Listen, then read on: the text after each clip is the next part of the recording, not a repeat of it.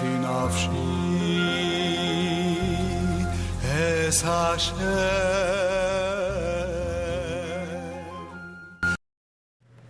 This page of Tractate Shabbat, page 74, continuing with the Melachot of Shabbat. Today we're going to focus on Melechet Borer, and if time allows we'll go to other Melachot. Borer, it's basically selecting food, selecting some of the food that we need and some not. Involvement with this type of work, especially if it's a involvement with the preparation of food versus while we are using that food for our needs. So we learn different category of borer, and if times allow we go further with other melachot. 6 lines from the top of the page.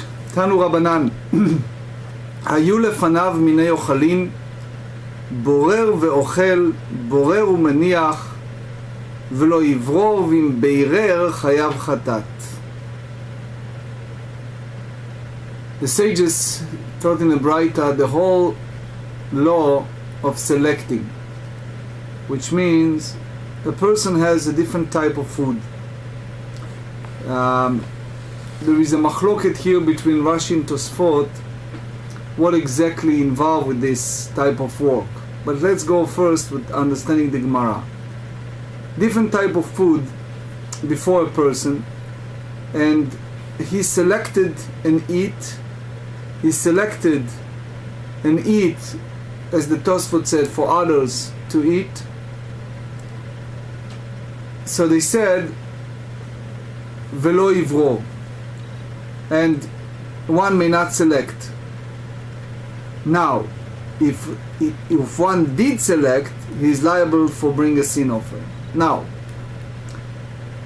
when they use the word minei, Rashi said here it's about 2 types of food. Selecting, why they have selecting several times. Tosfot tells us that if one thing that if he's selecting for others, it may differ, or maybe when it's time to do preparation of food, I'm not doing it for myself, I'm doing it for someone else. The answer is, as long as he's selecting, is the issue. Now, what we need to understand here, it's what type of selecting and what not. For example, if one who selects food from waste with an instrument designed for the activity, it's an example. Or if you're selecting certain type of food that you don't need within the food. So, as we explained, that there is a melacha, one type of work of the 39 type of work that is called borer, and the GEMARA asks, "My kama? Who told you that it's an issue that you allow to do some type of selecting, and then you say that you're not?"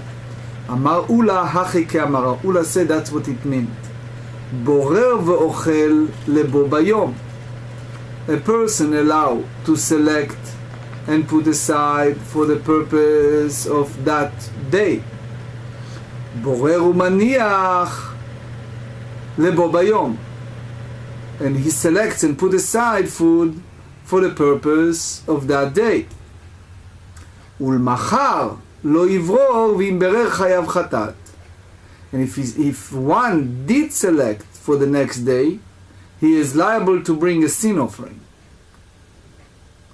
So, what the Braita wants to teach us, the breira for the purpose of that day, it's not considering a borer, and it's allowed even lechatchila. That's the Ritva said that even you do it with a kli, with a special vessel, it's okay.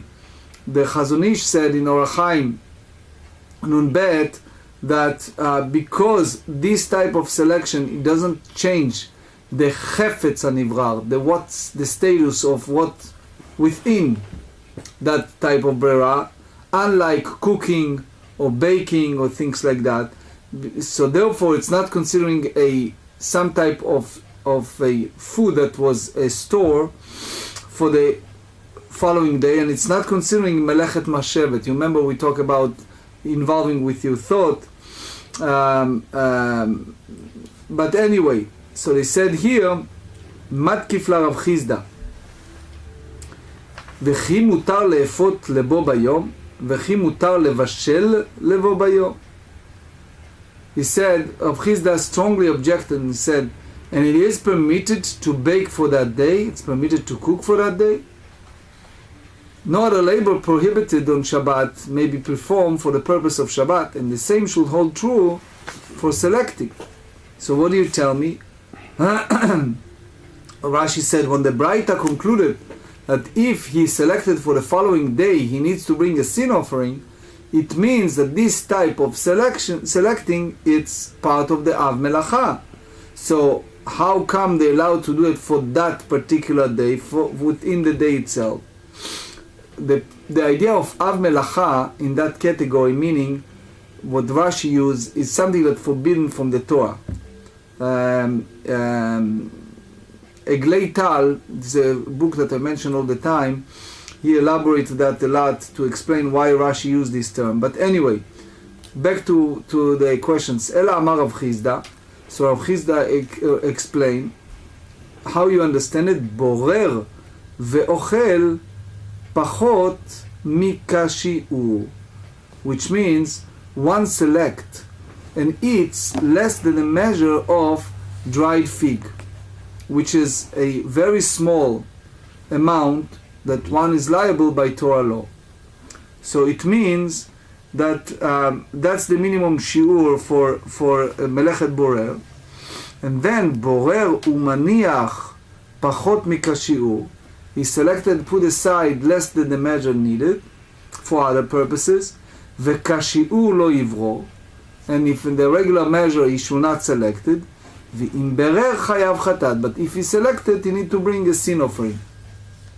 So the Braita wants to teach us that something below than the measure that it's considering derech achila, that's the way people eat, and not derech melacha, and that's the way they're doing some type of work, and it's allowed even lechatchila. That's what Tosfot tells us, that the only idea is if he does that for the purpose of eating right away. So it's like someone who eats and all of a sudden he finds a waste in his food, so he can put aside. The Ramban said it's okay to put aside and select that part, which means that the whole idea that you need it for the immediate meal. מתקיף לרב יוסף, וכי מותר לאכפות פחות מכשיעור. Rav Yosef asked, he strongly objected this explanation. He said it's permitted to bake less than a measure for the liability of the shiur. So even it's not any type of liability for cooking less than the measurement, but for sure you're not allowed to bake below than that, because the minimum is chatzi shiur. So how come you're allowed to do it even below than the measure of the shiur? Ela amar Rav Yosef. Rav Yosef said, borer ve'ochel bayad, borer umaniach bayad. Rav Yosef said, one who selects and eats by hand, selects and put aside by hand. Bekanon, but if you use a tray or with a plate, uvetamchui, with some large plate, lo yivro, one may not select. Ve'im berer patur, but if he selected, he is exempt from the sin offering. Aval asur, a person should not do it likatchila, because usually brera you use some utensils for the. But this, considering if you use that utensils, it's considering le'achar yad. It's not the way that people usually does that. Uvenafau kvara lo yivro v'im berer chayav chatat. But if he does that, so if he did, so he as we said, if he use if he sieve or shifter, it shouldn't happen lechatchila. But if he did it, so we said that he need to bring a sin offering, because basically it turns that we have three types, three bavot in the Braita, three different selections in the Braita. One is borer v'ochel, which means to do it in his hand, that is allowed even lechatchila. The second one is lo ivror, that it's isur lechatchila. And the third one, it's basically the whole idea that the Nafa and Kvara, that you use certain utensils, that you need to bring a sin offering for that. So the Taz explain it in Shin Yud Tet, the details, why is that. But anyway, it's still a question, Matkif la Rav Hanuna. Midi kanon vetamchui katani. Rav Hanuna strongly objects this. He said, does the Mishnah teach anything about the tray or plate? So the basic idea is that he asked why we haven't mentioned that. Rav Yosef's explanation is based on the addition details that not appear in a Braita. So why he's doing it? So he said, El amar Rav Nuna borer ve'ochel ochel mitoch hapsolet. You know what he does? He selected food while he's eating from that waste. So basically what he does that for other people that they need to eat. So it's not considering a derech breira, it's not the way that people usually selected. But psolet mitoch ochel lo yivro. One may not select waste from food. Ve'im beirer, but if he did select in a manner, so chayav chatat is liable for sin offering. So usually what people select is selecting, removing a waste from the food. But individual who alter the procedure is not liable. So the Ritva add to that, and he said that even if he does that in order to eat right away, because it's again what is the usual manners that people selected. Usually it's people selected some of the food and divided it to make sure that this is the waste and this is the food that they eat. Matkifla Abaye. So Abaye again strongly object this. Midi ochel mitoch psolet katane. You tell me that does the Mishnah teach anything about food from waste?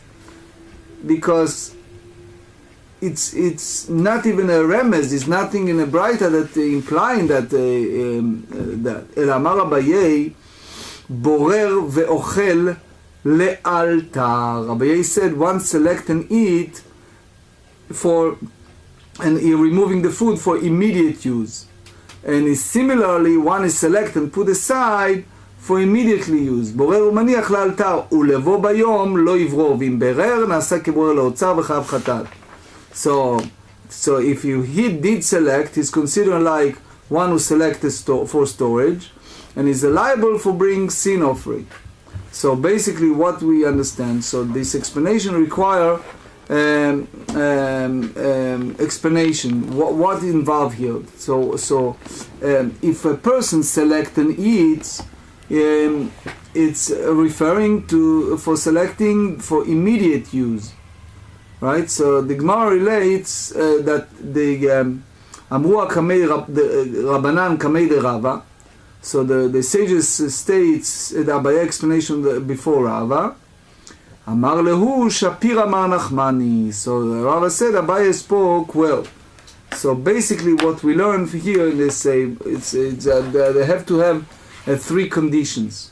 One is selection of food from waste. Second, he's doing in his hand, and the third is doing le'altar.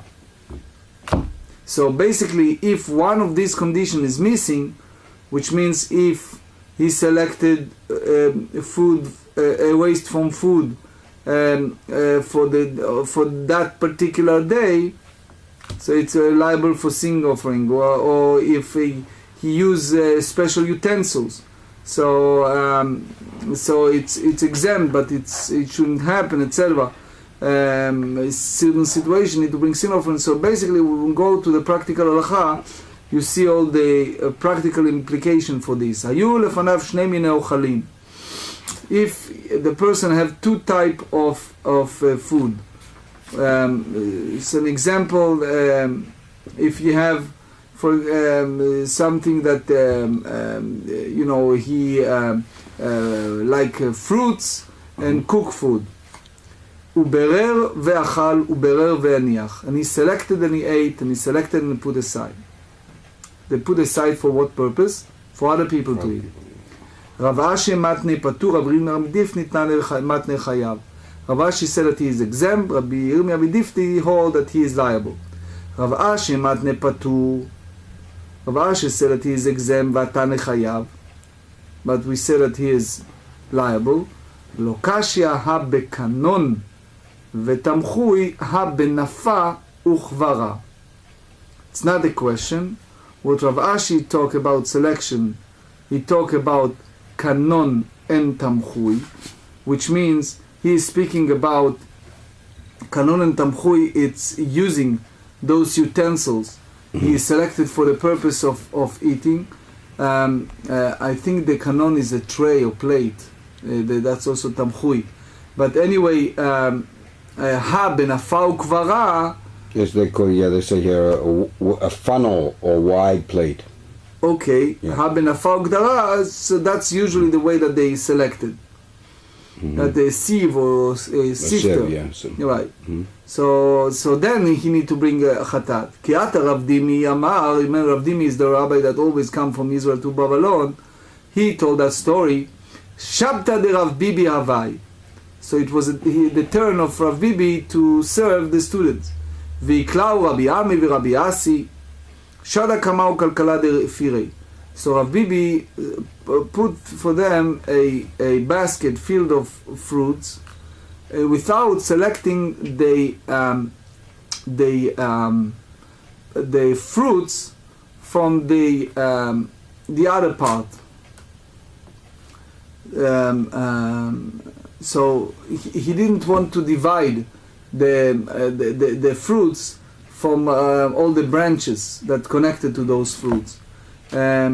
So everyone took whatever he wants. ולא ידענה, we are not sure, אם משום דסבר אוכל מתוך פסולת אסור, maybe Rav Bibi hold that selecting food from waste is forbidden even with his hand. אם משום, by the way, Tosfot disagreed. Tosfot said that even lechatchila, it's okay to do it by hand. Right. The only question was, it was before he brought it to them. So that's the way the Ritva said. There is GEMARA in Chulin Kuvav that elaborate on that. Anyway, so they said, Im mishum ayin yafa hu demechaven. He wants to do it in a nice manner. It's a nice size. So that's maybe that the reason. Chizkiya Amar, or Amar Chizkiya, Haborer tormusim מתוך פסולת שלהם, חייב. One who selects lupines from the waste after the boiling them is liable for performing the prohibited labor of selecting. למה כסבר חזקיה אוכל מתוך פסולת אסור? So the Gemara asks, let us say based on this statement that Chizkiah holds that even selecting food from waste is prohibited. So they said, Shane Tormusin. So lupines are different. Why? We just turned the page 74b. The shaklele shiv'a zimnei, that they boil them in order to make them the cook properly. They boil them 7 times in order to sweeten. Ve'ilo shaklele masrach, because it's so softened, so it's carried, it's bring a bad odor. And they said vechipsolet mitoch ach ochel dami. So it's like removing waste from food, because this rotting edible portion of lupine causes the shell to reek, and it's like removing waste. So that's the status, because it's considering a food. So Rashi said the Hilkach, that's the reason that we are most strict with that. It's like taking psolet from ochel, the waste from food. Again, we go back to the melachot in the Mishnah. We're going to number 8. V'hatochen, and the Mishnah said, one who you grind. Amar Rav Papa, Hayman defarim silka chayav mishum tochen. One who selected silka. Silka is like selek. It's like beets. One who chops beets into small pieces on Shabbat, Chayav is liable due to the prohibited labor of grinding. Amar Rav Menashe, Hayman de salit siltei Chayav mishum tochen. Rav Menashe said, one who chops wood chips, for what? For sawdust, is liable due to the prohibited labor of grinding. Amar Rav Ashi, Rav Ashi said, Ikafeid amashachata chayav mishum chotech. He said, if he is in particular in his chopping, with regard to measurement, which means he is careful to cut all the chips to a particular size, he is also liable to the labor of cutting. Next, v'halash v'ha'ofeh. We learn in the Mishnah, among those liable for performing primary category of labor, one whose kneads and one whose bake. Amar Rav Papa, shavak tana didan bishul samemanim dahava b'mishkat unkat ofeh. We mentioned that several pages ago. That the Tana left out the labor of cooking the species for dye, which is performed in the tabernacle, and include the labor of baking, which is not performed in the construction of the tabernacle. So here the big question is, why you mention something that, okay, it's considering a work, but it wasn't in a tabernacle. So the whole statement was because it's attached to the same paragraph in the Torah with the tabernacle, so you have the 39 type of work. So why now you use something that wasn't there? So they said, Tana didan sidura defat nakat. Our Tana cited a sequence of preparing bread, which was the underlying principle behind the organization of the primary category of labor. He opened with plowing and concluded with preparation of bread. Amar Rav Acha bar Rav Avira, Hayman dishda sichta le'atuna chayav mishum bevashel. One who places a peg into the oven to dry is liable for performing the labor of cooking. So the Gemara asks, Pshita, that is obvious. Ma'u deteime lesharurei mana kacha mechaven kamash melan demirfa refi ve'adar kemit. You may think that he intends to strengthen the utensil, which the whole idea is that the peg is, in a way, hardened the oven. So it's the opposite, the cooking, which is a fire softens the item that was cooked. So he said, so Kamash Melan, so they teach us that initially the wood is soft in the oven and only afterward it's hardened. So it's important to understand that what's the process of bishul and what's the difference here in Vashel Samemanim. What exactly happened, what's involved. So here the Rashi in the Tosfot said that the whole process of idui, which means that the process of make it stronger, it's a process. He needs to soften the food, and that's the reason that he is obligated. But the Rambam said that regardless to his intent, if he wants to make it strong or soft, he is liable because of mevashel, because it's type of cooking. But Eglei Tal elaborate that a lot. Those who wants to go deeper, welcome to see in the book Eglei Tal. He explained at length the whole idea of feh here. Amar Rabba bar Rav Huna, Hayman de Artach Kufra, Chayav Mishum Mevashel. He said, Rabbi Huna said, one who boiled peach, it's considering labor of cooking. So he said, Pshita, it's simple, it's obvious. What's the difference between this and the Chituch Bishul Samemani? So they said, Ma'u de tema kevan de hadar ve'ikusha. Maybe he said, since it's hardened afterward, say that it's not considering cooking.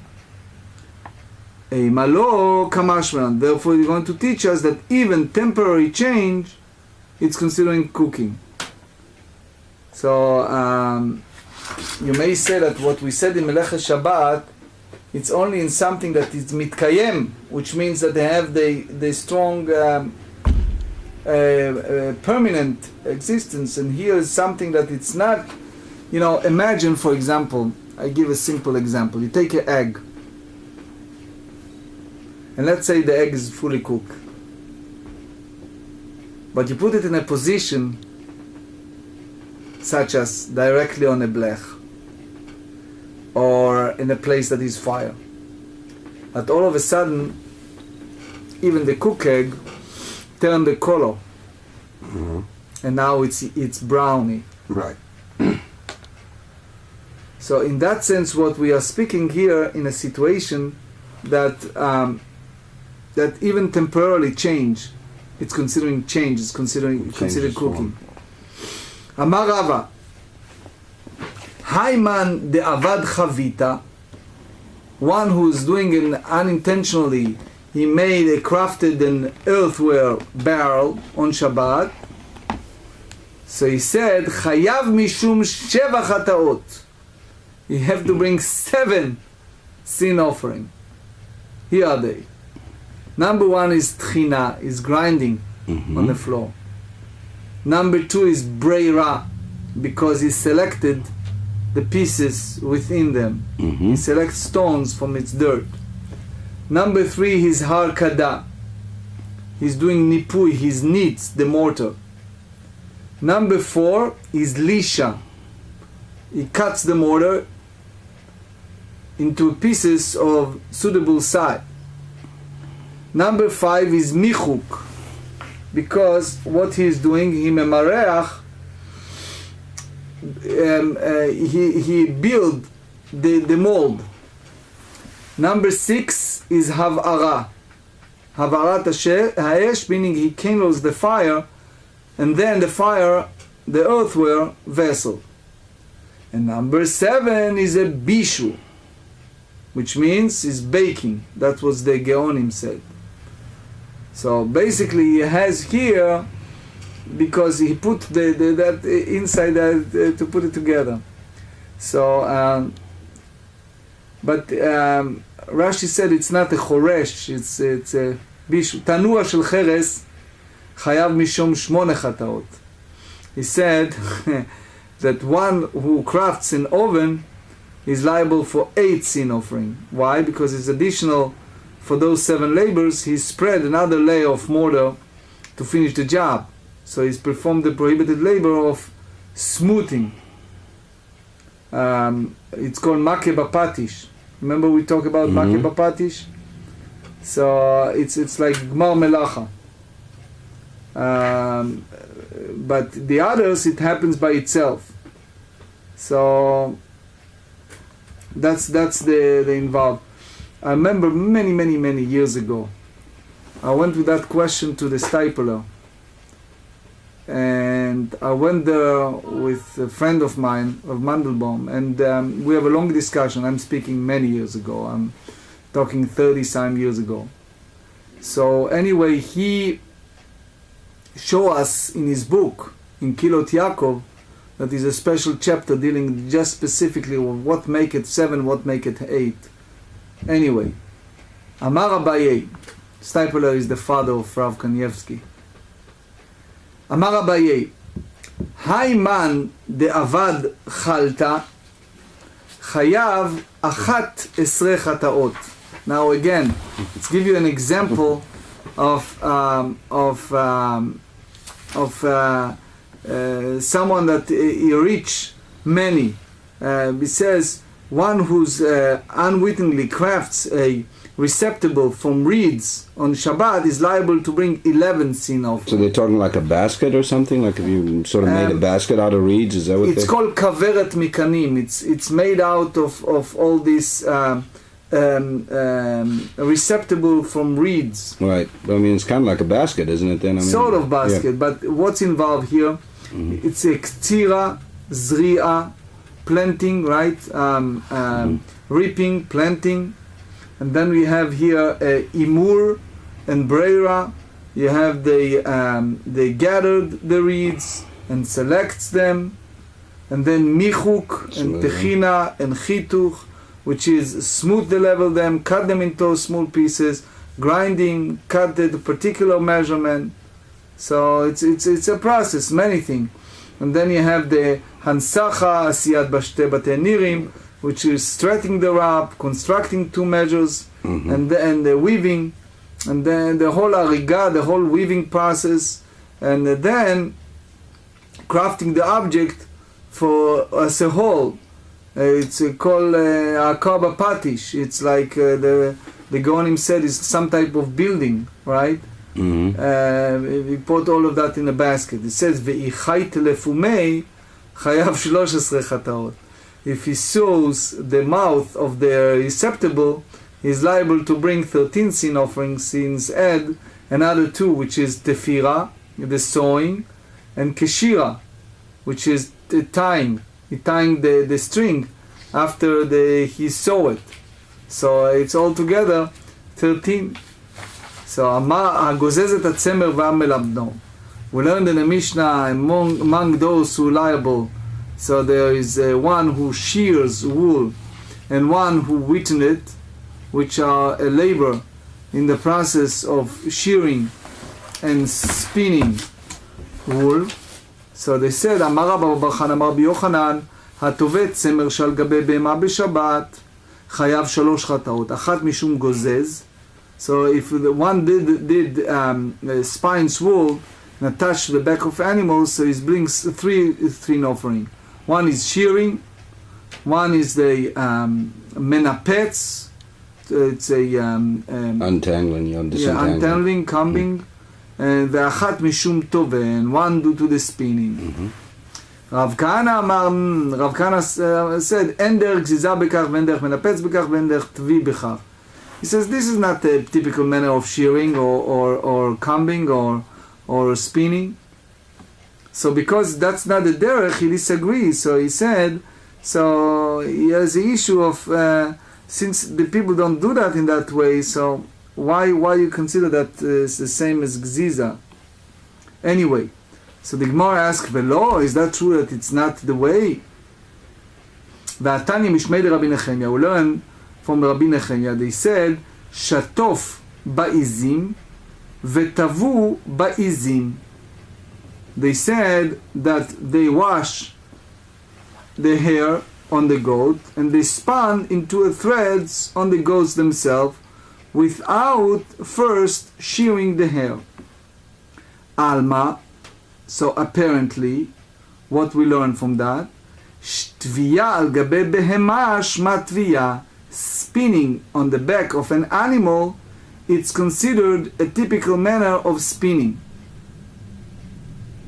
So the Gemara said, Chochma yetera sheni.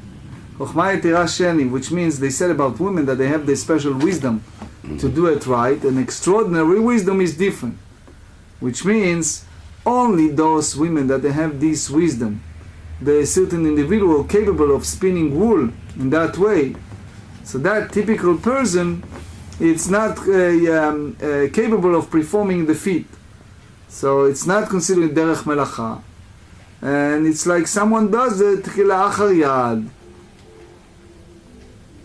תנו רבנן, we learn in תוספתא, התולש את הכנף. If someone take a living animal and unintentionally, what did he do? He pluck a large feather from a wing of a bird while still alive on Shabbat.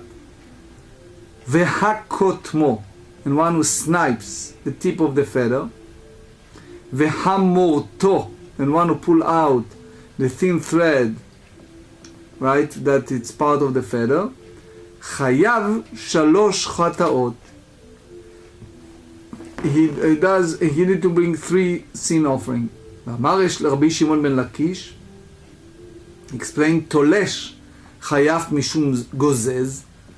He said that planks the wing is liable to the labor of shearing.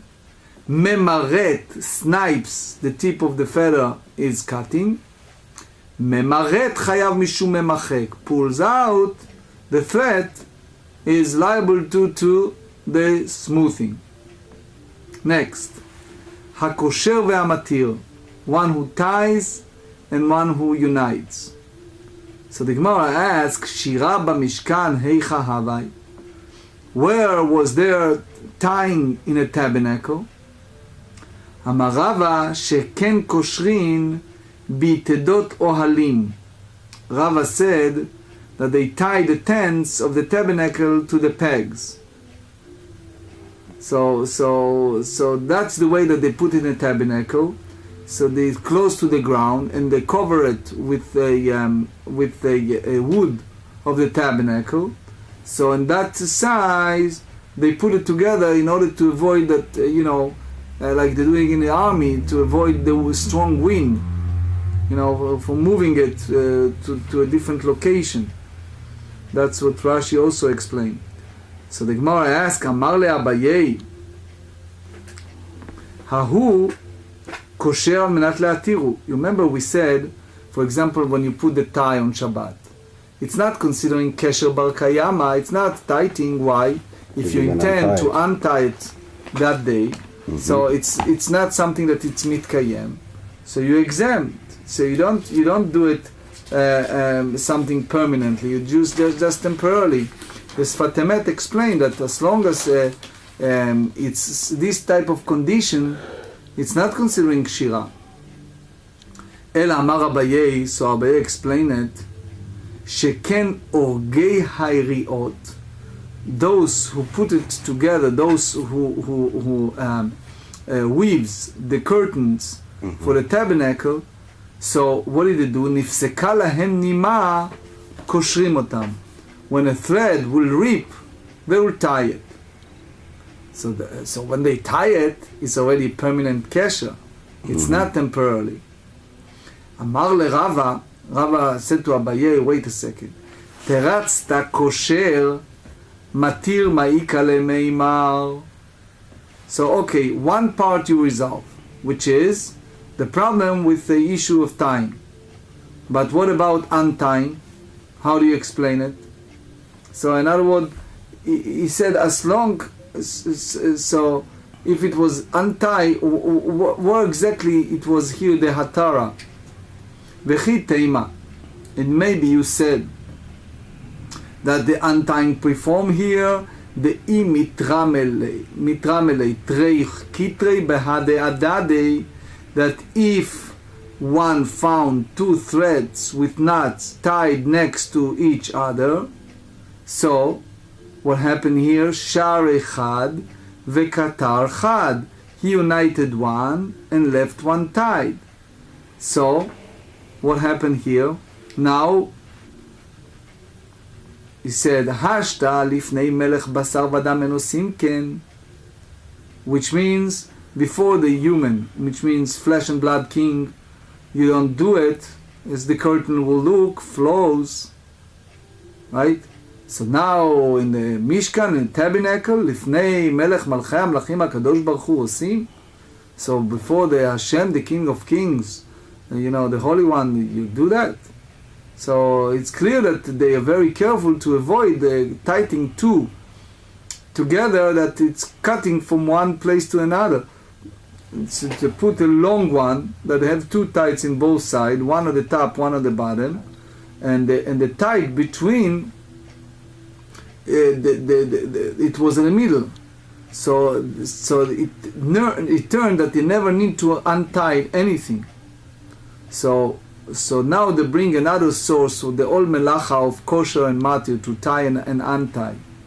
Ela amarava ve'itema Rabbi Eli, some said that Rabbi Eli said, sheken tzadei chilazon koshrin umatirin. As you know, remember we talk about tzitzit, and some of the people who have the tzitzit have the tilt techelet, and they said that the chilazon, that they use the chilazon, it's the different opinion what is exactly chilazon, but they said the chilazon, that's special animals that provided this type of bluish greenish color, you know. So this very day is not 100% clear. It's a lot of opinions. So, but those who provided in order to have this special tchelet color, special color of tchelet.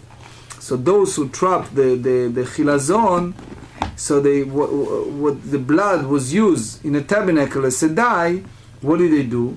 They tie and unite their nets, which means that it was a reshet bar kayama, the way that they tie it, but sometimes they need to take from others in order to put it together and then return it. What? Any fishing nets, when you have to repair them, you have to untie and tie. And so according to some sources, that chilazon they used to be in Yam Suf, in that reed place that close to Har Sinai.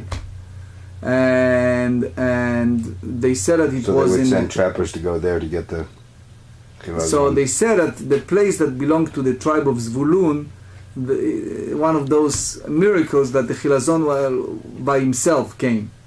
But you mean some essentially moved to the Mediterranean up to, because they were up. But it's appeared that in other places, the Radvaz said that in other places they need to go out to hunt for that the truth is that Sfasem says, they said in the book of Shmot, V'chol ish asher nimtza ito tchelet, everyone that they have this tchelet. So it means that when it's come to the tabernacle, whoever has that chilazon. So what does that mean, that you're hunting for the chilazon? So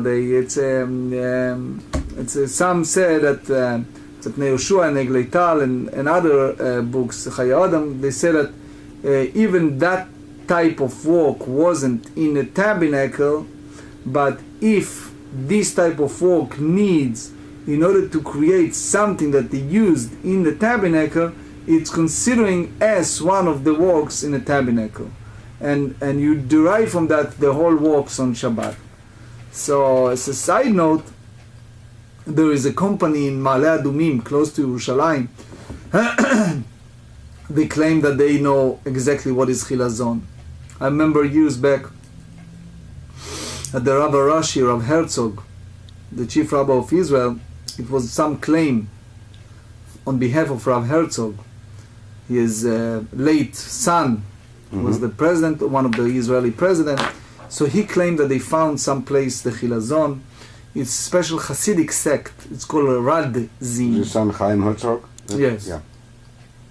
It's a Hasidic sect called Rad Zin. That they claim that they know the chilazon. They have the. But the big question is, some said it's in the Mediterranean. Some said it's in South America. Some said it's close to the Black Sea. It's a lot of variation. What is exactly chilazon? And since not everyone agree with everything, it's still up in the air. Yet there is a company close to Yerushalayim that manufacture these type of things in Taleisim. So you see sometimes people wear it and people not, so it's still not 100% agree by everyone that that's the real chilazon. The Torah speak about the techelet and the tzitzit. But it's not question of right and wrong when you see someone wearing it, you know, because it may be true the way that some sect see that that's the real chilazon, but still it's not approved by everyone. והתופר שתי תפירות. So we learn in the Mishnah, among those who are liable of performing primary category of labor, one who sews 2 stitches. So So they said, Vehalo kaima. So, if you think about it, one who sews 2 stitches, it's not indoor. Which why? Because the truth is, it's unravel right away. So the whole idea, it's we say that we considering labor as something that is permanent. If this is only temporarily, why you would call it Amar Rabbi Barchana Rabbi Yochanan vehu ksharan? Here we see here Rabbi Yochanan said that this applied where he's sewing the stitches and tie them.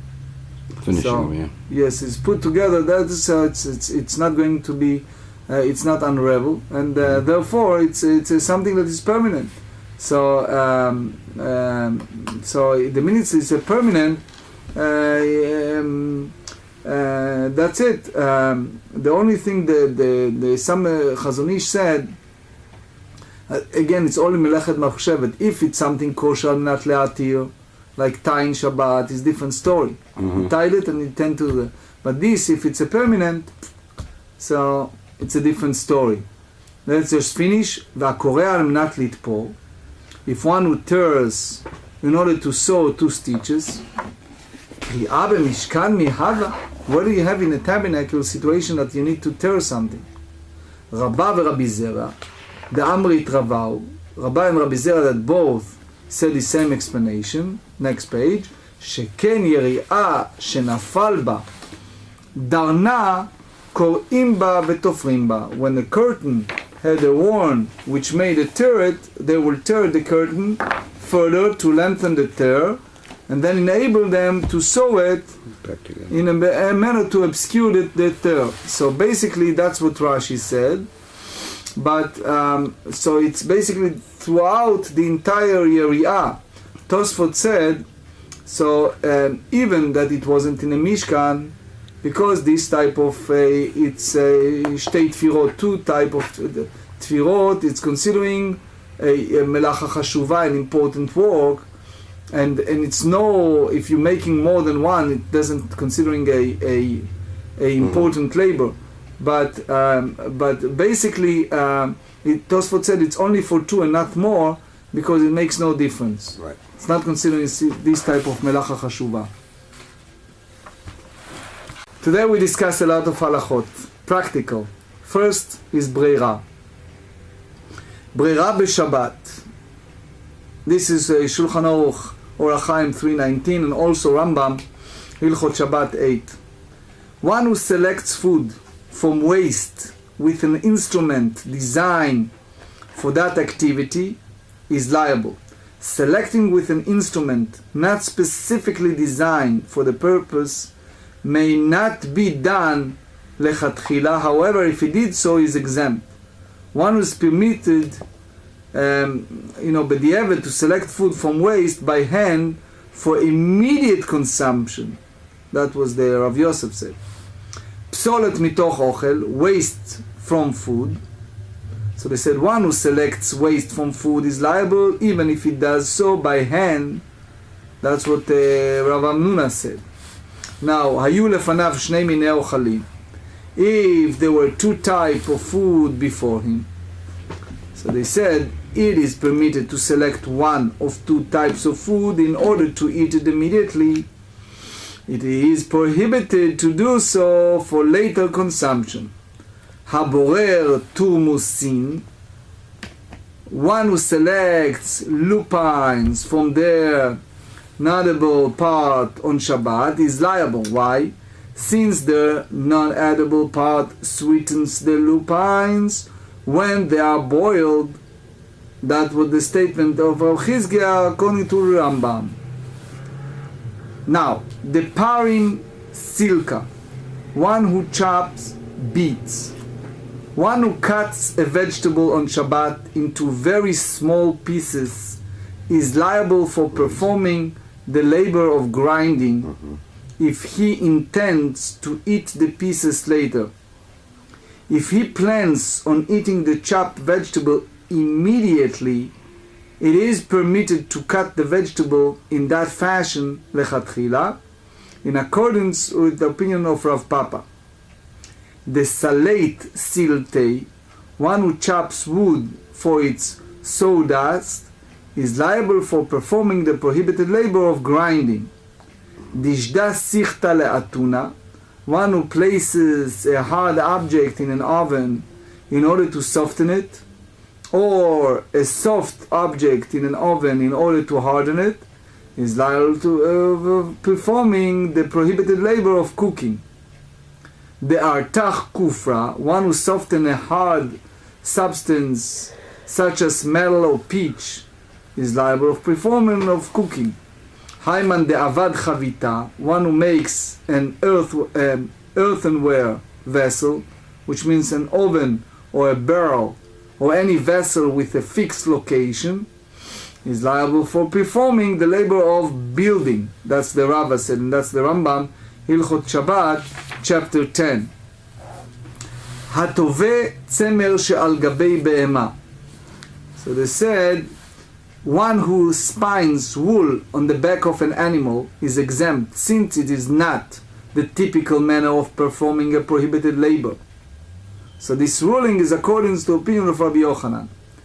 Tolesh, kotem, memaret, one who plucks feathers from a bird is liable for performing a labor of shearing.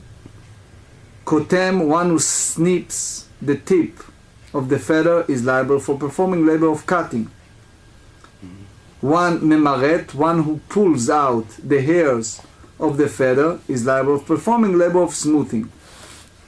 Hatofer shtei tfirot, one who sews 2 stitches, is liable, provided that he ties the stitches at both ends, so the stitching will hold and not fall apart.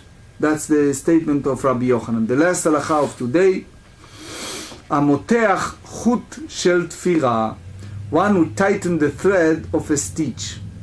If a thread of a stitch loosens, tightening it on Shabbat in order to strengthen the stitches is prohibited. One who is tightening is liable for performing the labor of sewing. That's the Rambam Hilchot Shabbat, chapter 10, Shulchan Aruch Orachaim 340.